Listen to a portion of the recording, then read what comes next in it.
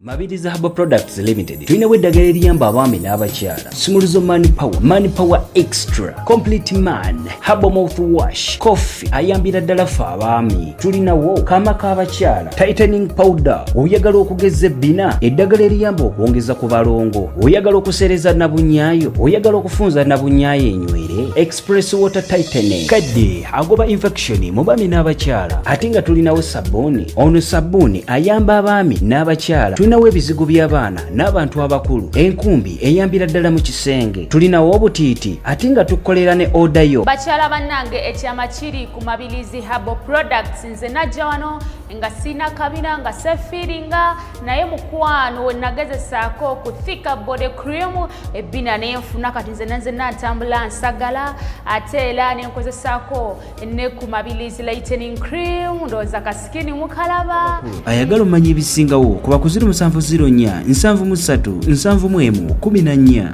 Alright, mugamba mutya mwenda kansule nti muli bulungi bamutako Jabone kuva Mabirizi Herbal Products Limited okuba tusaaka ate programu ya leero omulamwa gwa leero. So kyoba okola kimu likinga, sharingirako ne muno ate tewerabira okusubscribinga, commentinga wansi awo otwongera amaanyi. Nja kujja n'abantu ab'enjawulo nga twogera ku bintu eby'enjawulo mu bufumbo muba mu relationship ebitutawaanya, you know. Nakola leero sirinze kandi na Sham ono bamuta Sham Hijab Stores, omukyala akutuusaako ya shaliyazi, amakanzu g'abasiraamu bagayita makanzu bagayita batya?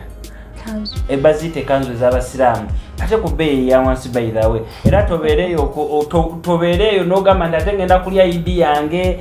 sirina kanzu ku ssente ate ntono by the way, ku ssente ntono ate nga ne woba oli around Kampala delivery abeera wa bwereere, woba oli outside delivery ali akasente kabeera katono nnyo ate mwana wattu ku ssente ntono nnyo osobola okwefunira hijabu oba sharia, osobola okwefunira ekkanzu, enkofiira bulungi nnyo n'onyuma ku mukolo ogw'abasiraamu. So Mabirizi Herbal Products eddagala ly'abakyala weeriri. So tetujja kulitematemamu engeri gye tuli mu kisiibo, naye nga mulimanya abalikozesezaako Extra Money Power weeriri. Abakyala eddagala lyamwe erisinga obungi weeriri. Infections bikoze bitya eryo weeriri senga bwe bubuzanyo bwabeeramu. Enamba ya sengeri 0704 Mabirizi Herbal Products Limited mukubireko omunyonyola ensonga zo ate abenga asobola okuzikolako. Yaman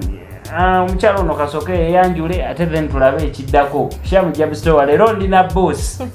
be banteekamu akasente banonno mu mix zange erize embeera nkola tusanse okulaba. Basansewo. Manya gange bamuta Shamsa. Ngava mu Sham Hijab Stores. Yaman. Kampuni eyo nno y'amaanyi oba nange njagala kudda wano nga ngiemu kanzu yange era inshallah weziri zo weziri nazirabyeko ate ebintu ennaku zino abitumiza ddala kuva eri. So sigamba nti bikolerere si bikadde tabakowa binene bikadde wabulako ebyo. Onakola leero tuze n'ensonga nyingi zenjagala twogereko about relationship. Nina ensonga esinga okunnumya omutwe oba embuza n'otulo. Lwaki relationship ennaku zino breaking amangu up? Lwaki ziggwawo mangu? Nti mweyagadde mwezi gumu ebiri relationship ogenda nti ate oyo nedda. Mweyagadde kugamba simanyi lwaki relationship tezikyawangaala. Buzibu ki nga gwa according to you? Nze nange nga mwe abakyala mbalaba mwesobiza mmwe kuba ffe abaami tugamba ffe batuufu namwe abakyala mugamba mwe batuufu. Kiri vice versa. Kangambe ffenna tulina ensobi, musajja balina ensobi naffe abawala tunaffe tulina ensobi. Okitegeera kati no one is perfect we tuba tutandise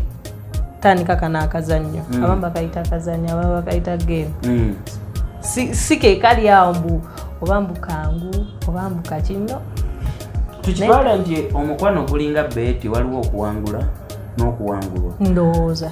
Kaakati ate mu luvannyuma lw'okuwangula oba ng'owangudde game eyo kitegeeza sente z'obeera owangudde zirina okuggwako. Omukyalo oyo obeera omwagadde omubeera nga mwekwanye tukitwale ng'akazanyo nti kirina okuggwawo nakyo oyo omukyala gwofunye alina okugenda mu bwangu oyo. Kisinziira muntu kikaki omanyi bintu bya relationship ekisingira ddala okubaawo communication ne trust. Communication anti eri abasajja ebiseera ebimu we twefuula alamu z'abakyala bwe buzibu nga twefudde nnyo alamu. Leeta senti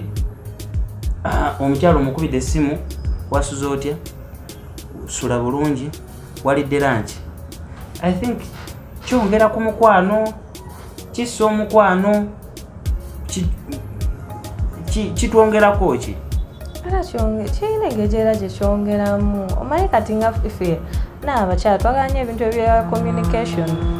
communication matters a lot in relationship. Kuba kati bannaye okumanya bino ebintu bisesa communication. Kati kampebu example olaba omusajja n'akeera ku makya omukazi n'okeera ku makya otambula n'ogenda n'omugamba naye mukwano I'm going somewhere on an went and I come out house university. Tani ye tuke. Agenda tuka fuluma agende. Kati ebintu ebyo nga ffe biba bitulumamu. Biba bituluma. Because kati ojja tuka ofuna ekizibu. Simanyi wajjoli. Oba onfuna obenga wangambye wantu walala. Uyo ate ng'oli walala. Kati noweebuza n'ogamba siganye okutambula it is okay. Nzeera mba sikuyinaako obuzibu. Tambula kubeera ekikulumba nkimanyi otambula ogenze kuyiiya kasente. Sikuyinaako obuzibu. Naye mulimu tulimba. Okubalimba waliwo oli akulimba. Okulimba mulavu kyetaagisa. Yes, kyetaagisa. Waliwo ekituukira nga kyetaagisa. Okutaasa. Okutaasa. Then waliwo okuli okulimba okuba kuyitiridde. No, of course. Okuba kuyitiridde n'asukka. Ate we yali wembasazeewo okulimba munaku sisobola kulimba birimbo bisatu. Mukwano gye bali. Olunaku at least wembanga ndi n'omukyala leeta se. Olunaku wekiba kyetaagisiza nsobola okulimbayo ebirimbo nga bibiri mu lunaku. Nemanya nti ekyo at least kale nkiwoyi. Because kati abasajja bayina n'abasajja tulina. Naye ate kati jjukira. Okwefuula alamu ya buli kimu. Ofuna. Kati ate jjukira ogenda kulimba. Mukazi ajja kitwala. Olimba ogwokubiri, olimba ogwokusatu. Kati ate we binaatandika okuzuuka. Nagamba that means atuli yannimba kumbe teyali eri oba teyali takola kino yannimba bulimbi. Ate kati biba bitunyiiza. Tugambe nti byebyo biviirako relationship breaking up. Bintu bingi. Communication. Then kunonooza.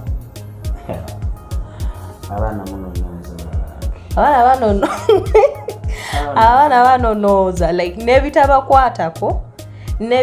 nebibakwatako oli n'akulagira ddala njagala nkinonooze. Ntuuke kati imagine oba ononooza oba ofaaki. Waleeta sente kati njagadde Sham public figure atunda engoye ate atundirako online. Ekyo kitegeera n'edduuka lye alina abantu bangi. Mwaba abantu abangi wembanziza okwagala Sham sirina kunonooza nnyo bikwata ku ssimu ye. Because abantu oluusi bajja okumugulako engoye tomanya oli ayitidde ekigambo kati ate gwe omwami conversation tugiwulidde bulungi ozogiguddemu. Kati n'ogamba ate ono kati mami naye mukazi watu n'obeera n'ogamba kati ngenda tandikirawo omunnyonnyola ono ngenda tandikawo omunnyonnyola like akiteke mulimu abasajja abamu mukwano ng'oli okumunnyonnyola golina kwesibezi mulimu bali nga bo tebannyonnyokeka baba bakyogerayo batyo ng'okumunnyonnyola kizibu. Then mulimu bali ng'osobola omunnyonnyola bami n'akola ki n'akitegeera especially those men. Kati nze kanneetwala enganze me have my own store I'm working on. Tunamwijja so people abantu bakubira oyinza okubeera oli awo ng'apostinze n'oteekayo akantu oli n'akalaba n'akubira essimu n'agamba naye ajja ati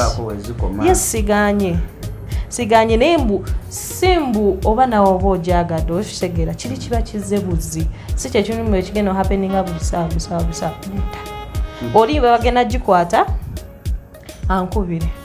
agambe nange mbanja yani onankubira ssaawa zino kwa mulimu essaawa ezimu nga esimu tezirina kubanga mbanjagala at least woboze waka ssaawa nnya esimu ebiseera ebisinga oyinza n'obutagijjako oba n'ogijjako eddoboozi n'ogiteeka eri n'ogamba saagala kuwulira simu eyo kanje ejjako eddoboozi ebeera eri wala nime kugiraba onfuna bonaona anaabanjagala nkoleki nja kubaddiringanja kati saawa zino nina muntu munnange kati obudde bwonna nina buwaye omulimu saa nanyusa edda saawa yakubeera nange na muntu wange ebyessimu unless nga kiri agent nnyo wengambira mbu nga kiri agent nnyo muyinza ofuna issues ewaka nga tobeera waka they try calling you over calling you oba ofuna okanayimba naabo abakubi abali until ng'ogirabe ogenola abewaka you can pick mulimu abantu abamu amasimu agamu ng'osobola ogakwata kati kaŋŋambe ng'oli wuwo muganda wo nakubira mukwano togikwata muganda wange kati obukosimba nakubira emirundi n'ogamba mba nkimanyi nti kuba alwawo okunkubira essimu ekyo kituufu let us say nti kati ŋŋanzi according kuba nze ni mu categories nyingi waliwo amasimu gendaba neŋŋamba yo sijja gikwata waliwo amasimu gendaba kati eyamaama waabanga akubidde ku ssimu endala mba nsobola okumanya ekyo ekitegeera naye kati eri abantu abamu abanange naffe obuzibu bwe tulina abasajja abaana bakuba essimu ne boogera bananga abaana boogera bulungi Chirafa, how are you? Feel good banange morning n'owulira kabudu morning nawe ne kayita mu kasiti no ka feeling ngamba banange nogalebada nebanange era bivirako bali relationship zino okwawukana bingi kituufu like oyogedde ku kintu ky'okunonooza abaagalana abali eyo obanga olina omuntu yenna alina gw'oyagala mugezeeko nnyo okubanga temunonooza okunonooza kibi nnyo ate genda n'ekyo omwami we kyakugambye oba omwagalwa wo kyakugambye oleme kigenda in deep buli lwolitwala ensonga in deep relationship eba terina gyegenda kukulaza ekyo ekintu ekiriko mbu bano abali young couples no even married people nabo balina okitwala this thing tekiri only about young couples bano abakyedatinga biki n'abafumbo nabo bibakwatako oba nfuna ate kati ate abo bobo ate bwe birina bakwatirako nnyo ddala wanjukira once you're into marriage kwano oba bufumbo until you die tebiringanga bino eby'ennaku zino oli kasita kulumyamukumu ebiri biki munja nnoonyayo omuntu omulala kati ovudde owoono nsobiza ezimu kyogamba neeri gyogenze togenda bikola nange neewunya ate abakyala bayitawo endekanso kyeninga kyemmanyiko kiri kimu understanding you need to understand your partner tegenda okwogera abamu tebakikola kwegamba muva mulabo eno eyakatijjo nedda wali emaddala nemudda mulabo kati etandisa okubeera haadi eyo abasinga tebaagala giyitamu simanyi lwaki tebaagala giyitamu kino ngena kibagamba tewali relationship ejira on the soft plate never buli relationship buli muntu yenena gwe mulaba mukwano tekibangayo ate ekyo tebakikulimba kuba ajja genda alabe bone leero lwaki apostinga gundi kandabe status yekanetegereze walina ekifaananyi nojjayo ekifaananyi kyenateekayo edda nga ndina abantu bange tobamanyi kozi ffe tuli ba public figure ojjayo ekifaananyi kyenapostinga nga ndina ekyapushamu tomumanyi okijjayo kideesi ono muwala yani nogamba ebifaananyi ebiri eyo yingi lwaki ojjayo ekyo kati nkunyonyole ogenda tandikira omunyonyodde era mu by'omunyonyodde tamatidde atandikira awazimba omutima omutima gwe gutandika okwesala so okunonoza banange okunonoza kirindi kyekisinga in fact we banaakivaako relationship zamwe zijja kutambula abakyala bafiiriddwa ba boyfriend baabwe bebandibaddenga nabo oba bebandibadde nabo lwakunonooza kyekitegana so eyo hard time eyo gyolaba eyo gyolowoolezamu nti obono gayi mukyawo bamwagale ate mwolina okumwagalira mwolina okumwagala nnyo cause gayi waba takugambye nti nviira nga gayi akyakwagala wabula nga gwamwenonolerezaako ebyo n'omwekyangirako muganda wange Vura abawala bangi batawaana ne babeera mu bulamu obw'okwejjusa senga nasigala ne gundi bayira walaba tetuganye mu relationship mulimu ebintu bingi ebibaamu ne mba mukedde ku makya ne murwana oba ne mufuna misunderstanding sometimes kisingako you sit down with your partner ne mwogera ne mumanye ensonga yabadde ku ki kyavudde ku ki kale okiba yes kyabadde otwetaaga ki kino kiveewo unless nga kiganye nga muganye banaye omanyi kati kino kiganye twawukane mirembe ate bayizawe abakyala muyige n'okukola akantu ako manyi akantu ako waliwo omukyalo omu gwe twayawukana naye mu bulungi ne tutuula ku mmeeza agamba naye manyi Mati tetusobola kweyongerayo mu maaso na mukwano gwaffe manyi njagala nnyo nange mbadde nkwagala nnyo naye tetusobola kweyongerayo kamomenti ako sifunanko omuwala yali azemu kale ate omayisinga okwewunyuza ate omuntu waatwe ate abeera mukwano gwo nnyo abeera mukwano gwo nnyo kwaba naye omuntu atuula wansi n'agamba ekintu wekito mukwano abeera mukwano gwo nnyo because yono omuntu nemba mwali mu courtship kiri ne kiggwawo naye nga still yagamba yes fine wadde kyaggwawo zisigenda kukyawo I won't hate you oshegera n'oba ofunye ekizibu y'omuntu asobola okubeererawo nga n'ebiri takyabijjukira mboba twayonga oba twatulako wansi sinaye biki naye abaana b'ennaku zinene nze nkutegedde oli mwenzi musajja gwe oli mwenzi nze kukyayo genda nze kale nkubulire nze mbadde ngenda nakulaga famire yange naye kenkitegedde nti oli mwenzi kati sikyakwagala n'ogamba bannaye ate n'ekintu ekirala tuyige nnyo controlling obusungu bwaffe siganye tulina obusungu abantu tuba n'obusungu. Alright, temwerabira abatuusako programu eno Shami Jabi Stores Mabizabo Products Limited. Aloy Golden Cycles we bali nnyo ku nsonga z'ebyettaka byonna. Nabo osobola okubakubirako mwewena ali ku kyeyo ng'oli eyo oyagala kugula ttaka wano mu Kampala ate ku bbeeyi entono nnyo oba mu bitundu by'eggwanga eby'enjawulo abali ate ku bbeeyi ensaamusaamu ate nga ne ssente osobola okuleeta mu kibanja mpola noba ng'osobola ofuna ettaka lyo kitegeera osobola n'otandika n'ogamba nti Aloy nti wanjirinawo miliyoni emu naye njagala ka 15 ka ssente mmeka so buli mwezi noba ng'oleetayo miliyoni emu oba mitwalo gya 5 wotyo mpola bakuwa akawunti noba ng'osobola oteekako akasenteko enamba ya Aloy Golden Cycle nja kugiteekawo awo ate then oba ng'obakubirako nabo babe nga basobola okutuusaako eby'ettaka. Alright, ndi oli wano ne Kojja Bone anti ndi Raphael UG wali mu bwa DJ kati oli sinirabira so wadde wasenga mbeerawo nga Kojja nange nsengeka ensonga entonotono zensanidde okusengeka ate nga tuba twogera ku bintu eby'omukwano bikukwatako bino bye twogera yigamu ekyo kigoyeza okudde n'ogamba bano bagayi nedda kibulamu naye kiyinza okuba nga kibulamu naye yigamu ensobi zino eno tuzikola naawe ozikola yiga tobeereyo n'ojajinga n'ogamba woogera ku ki obadde oyogera ku busungu Shama obusungu obungi bwe mulina kituufu abakazi tulina obusungu naye but we need to learn to control obusungu bwaffe nze kati ngenda ku example nze ngazi omuntu nina obusungu naye nze omuntu abeera n'obusungu I don't react nze n'ekintu naye kiba kinyiiziza I'm always quiet era ntambula nenvaawo nengenda nensirika nzikaka nenzika era wenzikakana nkoma nga someone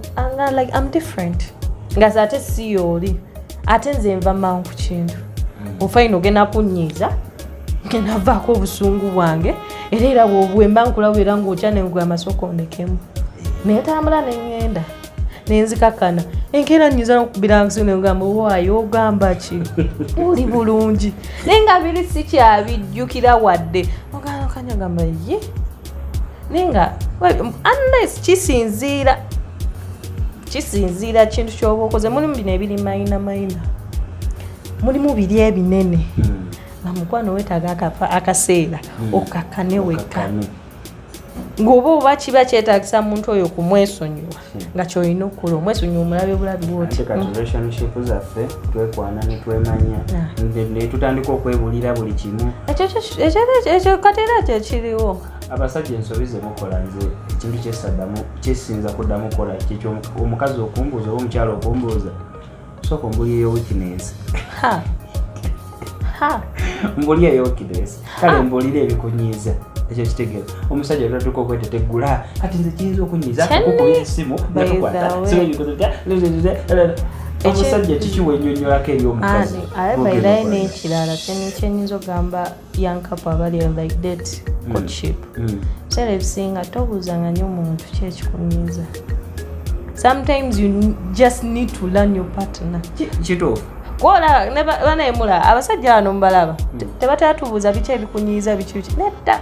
yakulaba bulabi ayinza nokola akantu katono wekati nga kyesi ayagala kumanya bumanyi ono anyiga atya avaaka atya reaction ye ali atya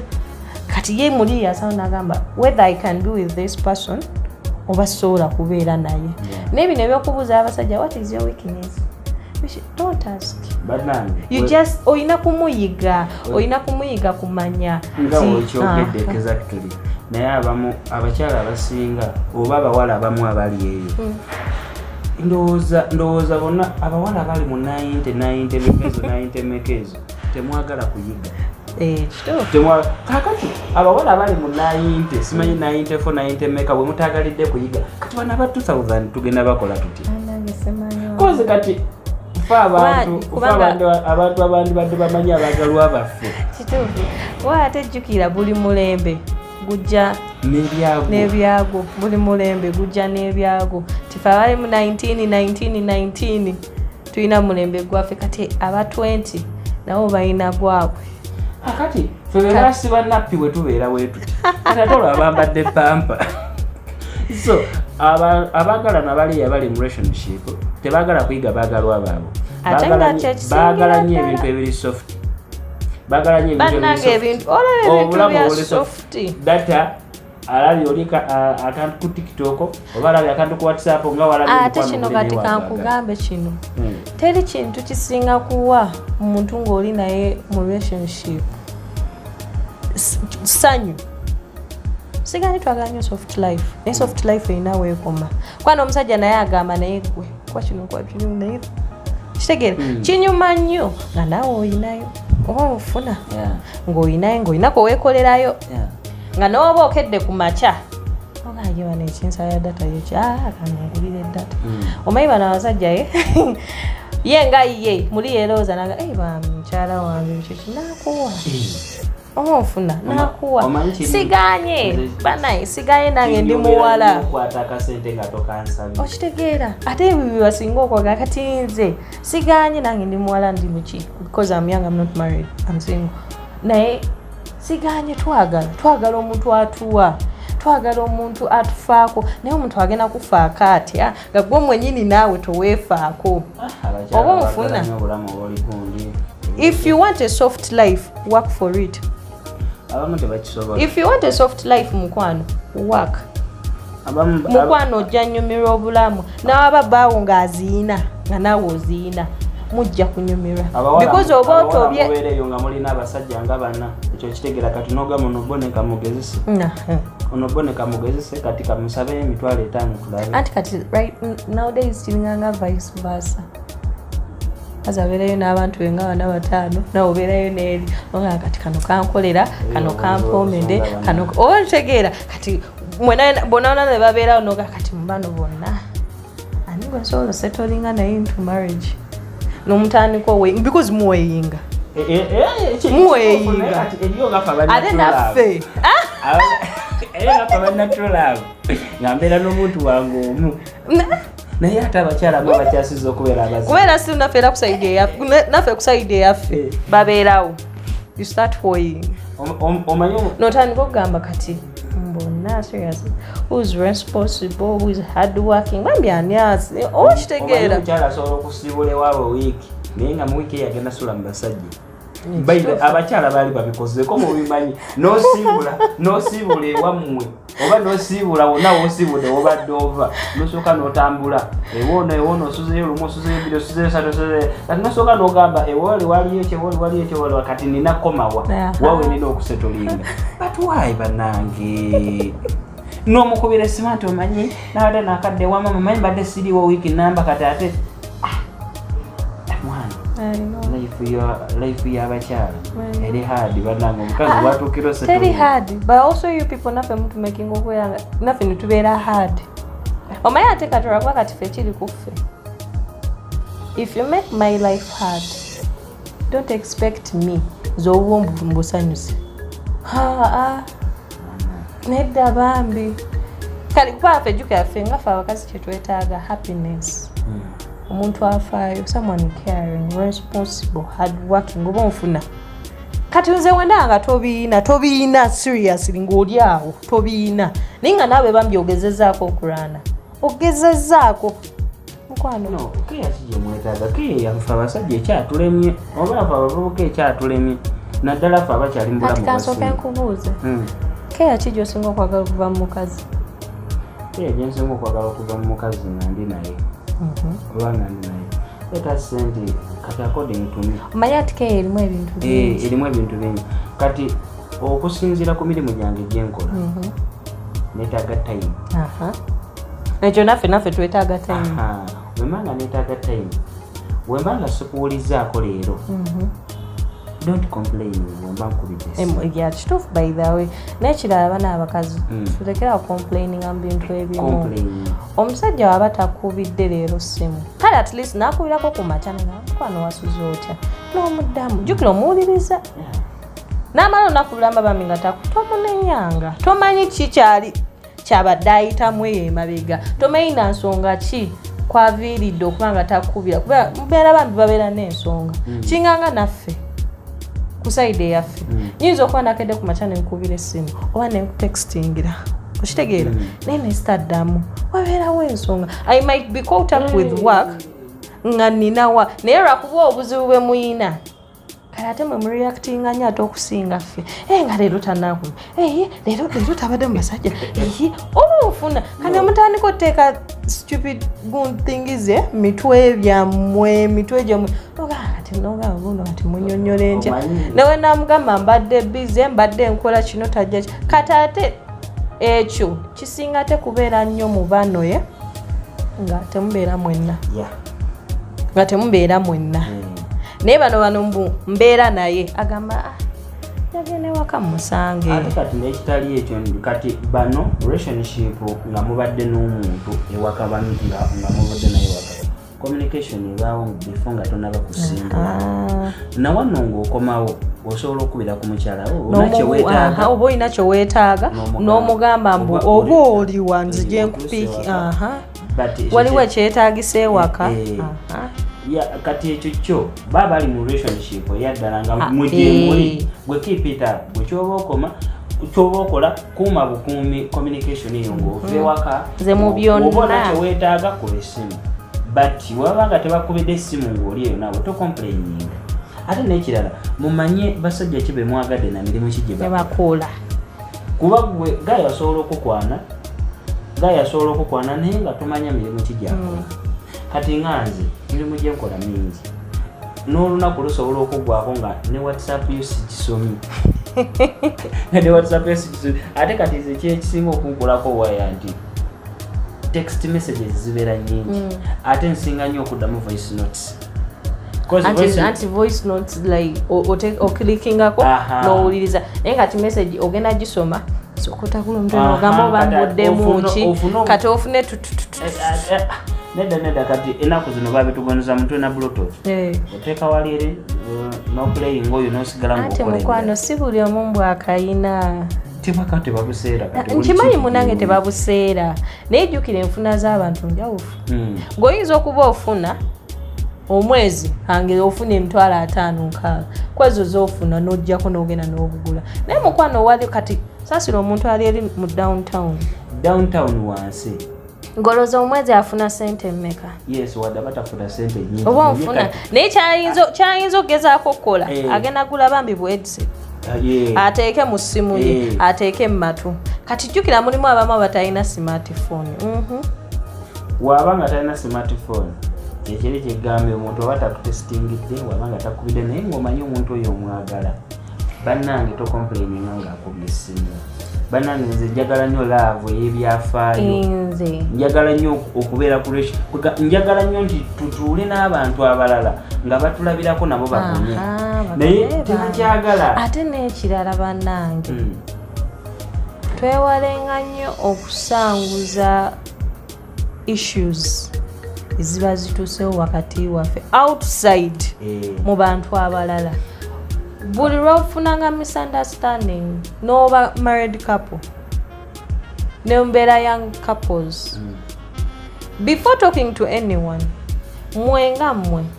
musoke mutuule like mutuule mugonjole ebiriwo for the married couples mbu wekiri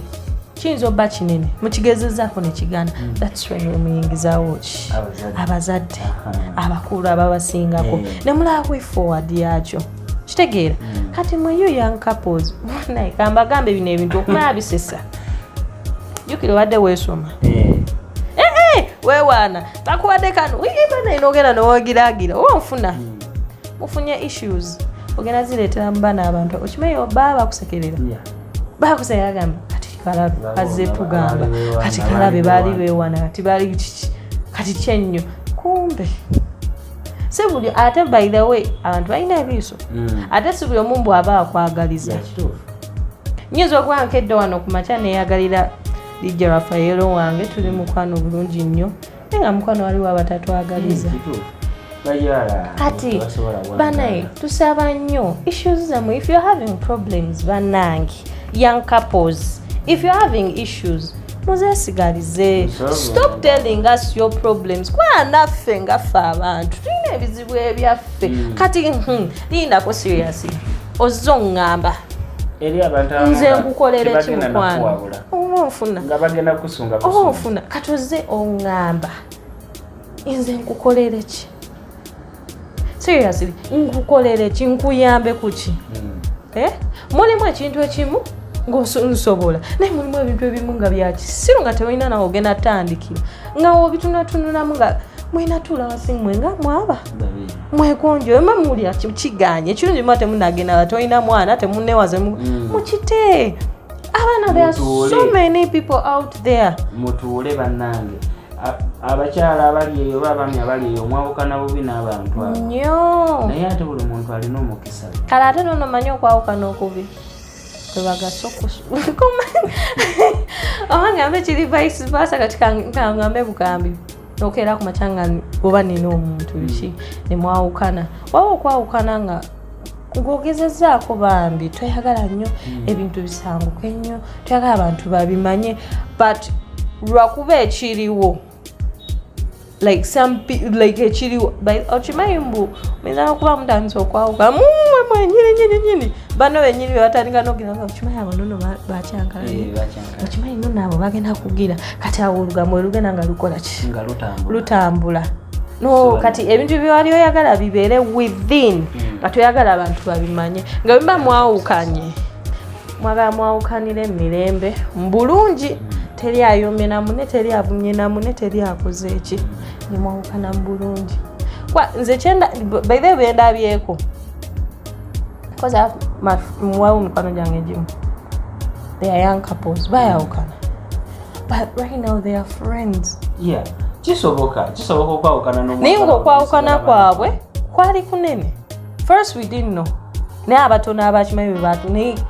tetwagala nnyo tubibeere mukwala byate bitukwatako biri byabali oba onfuna but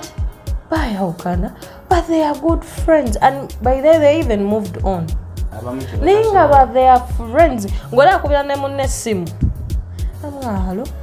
namwago chimayi nagize wanti neweti ochikakasa nti ye abambala bange ekitaso ne abantu ne mukwano munaye kisoboka kati bare sijja balimba tubaddeko n'abantu betubeera nabo mu mikwano otufuna tubaagadde batwagadde wowe ebigenda ne bigaana ng'olaba bigaana nga kiganye nali nagamba munawe otate ate mu bulungi si mu bubi thank you naye n'ogamba omanyi kiganye tugezezaako mugamba atamulemabe naye if you need me wendi oshegera era bambeera mulimu abamu nze njogera nze nganze soolokera ku makya nenjawukana naawe kisinzira njawukanye naawe mu ngeri ki mulimu engeri emu nga saagala kwesembereza abasajja abamu nga tuli bamputu nanafe obwenzi tulemedde osetolinga mwanyi nga n'omukazi naye mbutuufu naye akiraba naye nga mbutuufu nawe mundayo nawe muli ogamba naye byadda waliwo ekiganyi nze nganze njawukana naawe naye kisinzire njawukana yange nze naawe ebadde ntya mulimu okubanga enjawukana ebadde mbi don't expect me mukwano okwogera naye because I have no time for you onfuna I'll just look at you nemba nkusanze nze by the way simanyi nnyo kipinga busungu mbubaki nze n'oba wanyiiza nnyo naye nenjawukana naye n'oba onsanze oba nenkusanga and you say hello to me njiddamu kwamba sikulinako obuzibiri bintu byansi tebitumazaamu biri byansi tebitumazaamu oba onfuna biri byansi tebitumazaamu if you're not my destiny please ate saagala ate okigire bubi lwakwatwawukanye ate kati you're creating a grudge on me mukwano nakulaba bukulu saakulaba buto ate saagala ate otandike kuba mulimu abamu mukwano abakutekako embeera oba ofuna kana omwaka seriously twesanga bwo kati onteekako embeera eri abakyala abamu siganye byonna byonna biri two-sided both men and women oba ofuna siganye naffe tubikola nabo babikola naye nze bana ekintu nze nganze mu relationship kintu kyensingira ddala okwagala njagala nnyo ekintu kyotuula wansi naye tuba tufunye misunderstandings netutuula wansi netwogera if I'm in wrong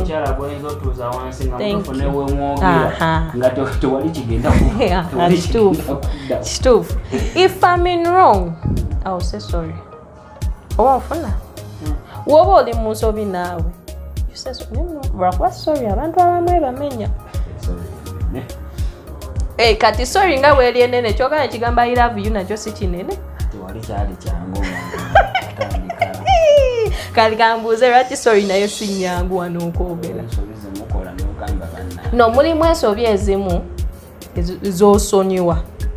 mulimu ensobi ezimu z'olaba bulabi n'ogamba kanzireke omukyala aba nkutte ku kintu ekituufu leeta senti oba mbadde nabwe nkyatinga naye oba mbadde nabwe njogera naye oba kale namujogera mu maaso because ffe abasajja tulina ejjoga ebiseera ebisinga olw'okubanga nti ffe basajja netusigala nga tuba n'amasimu gaffe wadde ndi naawe gwe iyo gitadde wali eri bagamba ekintu ekyo ife nga ffe abakazi kitunyiiza simu yo gitadde wali sijja kulimba nze ndi ku simu yange mukwano sijja kulimba ekintu ky'essimu ekyo siganye nange essimu yange njagala naye bwe mba mmanyi mbeera naawe okomyewo waka give me time kati especially bano mbusikola mutukolera ku ssimu anti uli mukwano nedda jjukira mulimu abamu abantu abamu nga tebakola oba ofuna 24/7 mukazi wattu abeerako oba ofuna I need time fine obadde mu kibuga okoze essimu gikwate gy'omuze eri give me time tebannange munyize emmere wafumbye ngenda ali ku ssimu n'obula omugabo omanyi jangu ogyejjulire naye nga tosobola ate olusi n'ogirya nono olumu n'ogirya n'oleka bannanga ate teri kisinga nga kulya n'ale ate omanyi kisinga n'okunyiiza alyoka asimbamu waati okusimbamu fooko ate kati olusi appetite eba egenzi naffe mutusaasire ogambye otya appetite egenda waliddewa dalidde mu tawuni ani afumbye anti hoteri ewaka teri mmere gye waguliddeyo nakityo yafumbye nakityo who is nakityo yani kuggwe akola mu hoteri yani kuggwe naye nti kati appetite akufumbira ngani appetite naguze waguze appetite igenze kati ate eno nagifumbidde ani wafumbye tulere wamu naye mpulira kale nokko owulira ki nkoye naye njagirya ku ojja kugirya lwampaka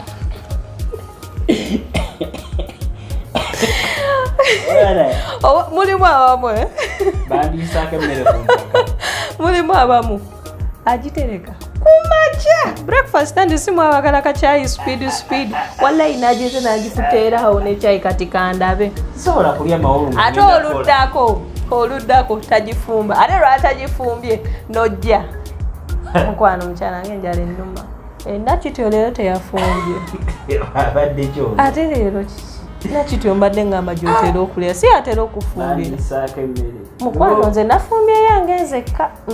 genda wannakityo nedda bannange wala kale bampe kweyeyi nedda bambi yange bwomu lubuto luli lwogu mugeno wannakityo akuwa emmere ate byaddala akantu ako gyekalike bwe baali bakoze ku kantu ako nojja omanye abakazi muobuzavinga abasajja nakikola enfundanga 3 oguddako nagamba sijja kufumba kyokka nawe lwogambye ennaku zisaalya kandyekewaka osanga naye ali mu muddu ze tya nnyo ogenda musanga maze ogifumba alidda kusebuli yayozeza ebintu wakaba tukula bitya oba nfuna watukula esigiri terina siga oba mbugaasi tekuliko nemweyaka nokwatako wooti nga tegwokya wadde kaali wali alikattere mundo mukwano tumukwano leero twatugenda kulyaki ogambye eki tumukwano leero tugenda kulyayo leero nakityo teyafumbye ali mukubira essimu akuwa emmere ate no tewali na mugaati kali bejjimbu owa giri eri amangu nga gaweddewo ne kajuisi kobadde osuubira mu firiji kati omanyi singa osesa kajuisi kosuubira mu firiji nga yakanywedde nga mulimu we kati nga nokayiwa oti mu girasi n'ekitundu kya girasi tekiwera n'ekitali ekyo nga tali rede na kuyimuka okuyimuka kwe omu ajja kuyamagame honey good night mulimu oli oba kansibewo mulimu oli oyingidde kange obadde ofuluma nti nedda maama kati kange nenzigalewo nagenda naggalawo omulala agenda gamba ajja situka busituza atambula agenda yebake ogenda kikola oti ogenda munenya ogenda mu blaming oba ogenda okiki ogenda omukola bansobiyo nakityo yafuuka nakityo anti munnange nakityo saa kimu bibiri nalidde mu tawuni anti munaye mu tawuni kyaka oba wafunayo omuntu omulala kati gyoba oti sebannange ensonga ezisuulirako relationship okwawukana nyingi tujja kudda tuzoogere zo zikyali nyingi naye akalowoozo kempa abali mu relationship bonna love emitendera 3 oba omukwano oguli mitendera 3 nze nganze wenkimanyi oba abaliyo temumanyi mweyagala bweyagaze nemwefumbirigana nemuzaala abaana simanyi naye love eri mitendera 3 wemuva mwene ey'okwewaana twewanyi okwewaanawaana n'ofuuka alamu eri omuntu gw'oyagala eyo wemugivaamu esooka waliwo eno eri haadi kati eyo haadi mwerabyeko otandise okumanya oba onaayagala gundi eyo wemugibuuka ne mudda kati kweno laavu y'okubeera nga muli mwenna kati muli kitole kati yo y'obuwangaazi kati nga tokyatya nakwata ku muno nga mutambula mu kkuba naye no laavu eno eyakati jjini batono abakikola kati ng'omanya bayita mu mitendera egyo so nga ye akuyita musajjawo mulimu couples ezimba muzootunuulira nga zikwongerako something ogamba I wish one day God bless blessing anange with such oba ofuna abagala nababeera kwa kashiyeyo naye boolaba nti nate lwakuba mu si buli goola every perfect couple gyolaba n'oba ogisanze kwa kashiya n'oba ogisanzeewa mu serena don't think that bubabeera though lwakuba kati balina kino mbu when we come wetubeera mu bantu we have to show this picture naye bannange ye bannange nzijukidde nina n'akantu akanzijidde mu mutwe people wema mufunye nga gondi mulimu kati bano nga wenga membu bami ne bajja tebalaga kiri even though balina ebibatawaanya bikiki tebabiteeka mu bantu people to start kugamba yi bantu yi lwaki baliwe bantu oba ofuna nga boy babeera mu bantu tubeera wetuwe tuba tuzeeyo waka if you're having issues ezibeera waka. Don't bring your issues banange mu bantu tetwagala kumanya bana tulina ebizibu ensonga zammwe ng'abaagala if you're having issues ne tuba tugenze ku mikolo oba pat oba wa tulage some other picture naye ekifaananyi ekyo mukirage n'ekirala bannange tutulingiko okwebuulirira ensobi zaffe nga tuli bakkakkamu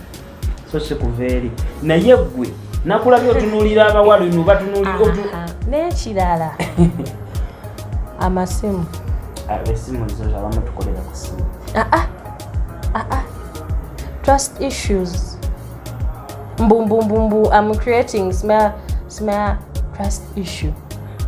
wala esimu zino siganye zanguiza business communication blah blah all stuff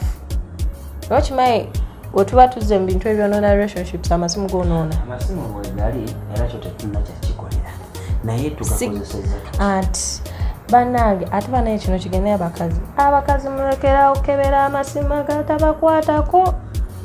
mwesonyiwa essimu nga omusajja watakwata ku simu yo tokwata ku yiye n'abasajja mulekera okebera amasimu g'abakyala bammwe bannange abakyala baffe nabo bannange olaba essimu oba ngamba essimu butwa siganye mulimu essimu ziri mulimu essimu gyogenda otuukako Omukwano by the way nekira kyenina obagamba si buli mbu kyoba osanga mu ssimu mbu kibeera kituufu banaisiganye we have friends twogera nawe mulimu abawemulirako mulimu abakola biki nkimanyi gyebali gyemuli eyo mugamba nze nina ogikebera watikame naye nga mukwano amasimu ago gwe mulagatirako omuntu akuttira just ku ssimu abaana basindika heiswet kati imagine ninga jukira gambye ka hey sweet naye jukira tewali kiriwo wakati oba ofuna neno olaba olinga azini bannange essimu I'm creating trust issues ku simu products obadde sharinga subscribinga atera message eno giweerezeko muno ya tujja kudda tulina emiramwa mingi nnyo lwaki abakyala ab'ennaku zino obwa single mother bosusse tujja kukomawo nakyo era nakyo kiri ku mulamwa guno eno part 1 tulina Shamu Ijabu Stores nyono be banteekamu ssente wali eri okubatuusako mixes era oba oyagala mix ennungi ezikuyisa eyo gy'oli mu matuuko mixed and mastered by me era Shamu Ijabu Stores be banteekamu ssente Mabizable Products wamu ne Alloy Golden Cycles so far bekyatambula nabo siri bubi nyirira kubanga obukosi mwebale kuteekamu kasente mwebale nnyo mwebale ddala yamani era omwaka guno benatandika nabo so abatandika omwaka guno n'okulaba mix oba okufuna mix ezo ndowooza balaba posters zaali zanjawulo kuno zakyukamu love tips yajjangelaga love tips nti kyekyo love yeeyo sho nakasembayo from ya Yugi Reggae Mix era Yugi Reggae Mix gyeri nayo mugenda mugiwulirize gyeri ku hear this just typing amu DJ Raphael Yugi then n'ogenda wansi ojja kulaba hear this yange ogigendemu obenga wefunira mix okuva mwaka oguwedde naguneno gwe tulimu gwe tukyatambuza until tomorrow tujja kuddamu same time same day waneeno so emiramwa gikyali mingi sigalako